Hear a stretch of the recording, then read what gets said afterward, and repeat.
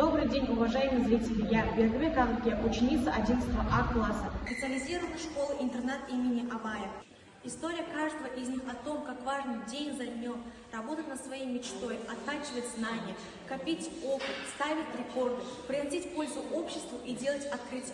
Кем бы ты ни был, оперным певцом или изобретателем, спортсменом или полицейским, важно быть честным в своей профессии и быть в ней лучшим.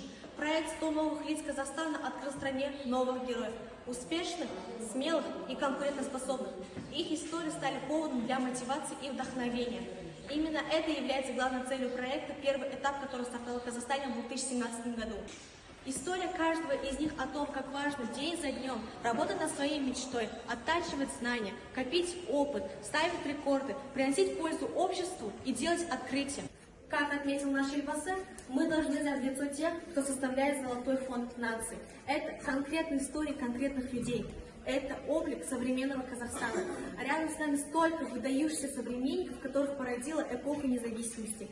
Именно поэтому мы должны их ставить в качестве примера для подражания, для объективного и трезвого взгляда на жизнь. Новые и ранее неизвестные лица должны стать теми самыми проводниками на пути к этой большой цели. Герои нашего времени – это люди, которые через труд и жажду знаний достигли высот каждой в своей сфере.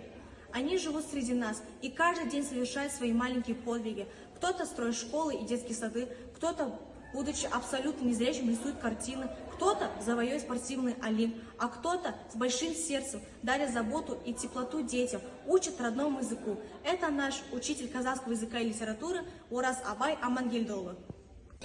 Жаңа толқын, жаңа леп келді.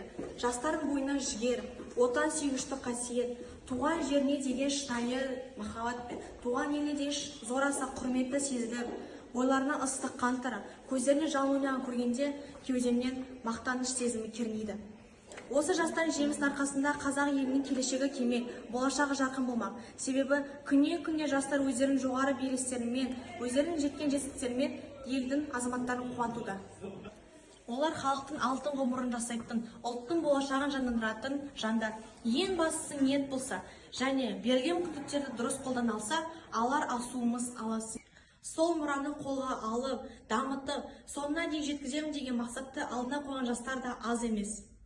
Мемлекет басшысы Қасым-Жомарт Кемелұлы Тоқаевтың Жезқазған Ұлытау өңіріне өткізілген сапарына көз жүгіртсек, өңіріміздің талай жерлерінде болды. Соның бірі дарынды балаларға арналған Абай атындағы мамандандырылған мектеп-интернатында да болды. Оқушылармен кездесті, ұстаздармен ой бөлісті. Аймақ ұстаздары, жастардың атына сөз сөйлеген Абай Ораз ағамыз жас мамандардың айнасына жарқырады.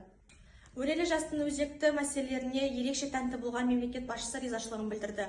Абай Ораз аймақ жастарының бейнесі, үлкен дарын иесі, ақын жазушылардың және жыр сүйгіш қауымнан үлкен баға жүрген жыр тұлпары.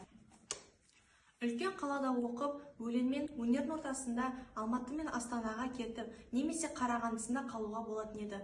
Алайда туған өлкесіне деген махаббатының үлкені болған соншалықты мемлекеттік қызметіне қарамастан өзінің келешегін мектеппен байланыстырған жөн көрді.